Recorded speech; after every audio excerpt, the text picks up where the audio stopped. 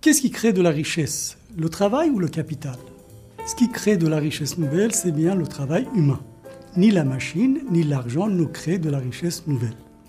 Vous mettez 1 000 € ici et vous revenez dans un mois.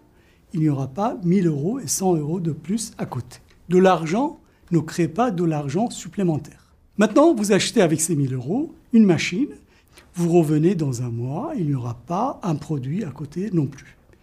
Pour que la machine serve à quelque chose, il faut qu'un être humain la fasse fonctionner. L'argent et la machine représentent ici le capital. Sans le travail, point de capital. Tout commence et finit donc par le travail humain. De nos jours, les richesses créées par les travailleurs sont réparties entre le capital et le travail sous forme de salaire. Par salaire, on entend aussi les cotisations sociales, y compris la part patronale. Ces cotisations servent à financer notre protection sociale. Ce qui ne va pas aux travailleurs a 3 destinations. Une partie va à l'État sous forme des impôts payés par les entreprises. Une autre partie est utilisée pour l'investissement. Le reliquat va aux propriétaires et aux actionnaires, surtout sous forme de dividendes. Les patrons disent que le travail coûte cher et que ce n'est pas bon pour notre compétitivité. Quelle est leur solution? Eh bien, selon eux, il faut réduire la part des travailleurs dans les richesses créées. Les salariés connaissent bien cette chanson. Entre 1983 et 1989, la part du travail dans les richesses créées a chuté de 10 points.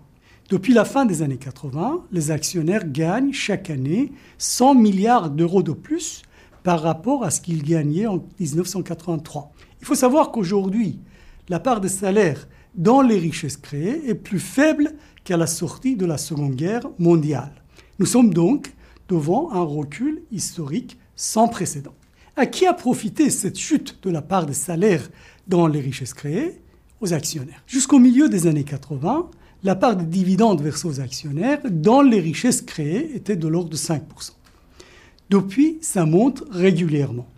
Aujourd'hui, sur 100 € de valeur que produisent les salariés, 25 € sont versés aux actionnaires. Les patrons disent que c'est nécessaire pour augmenter l'investissement. C'est faux.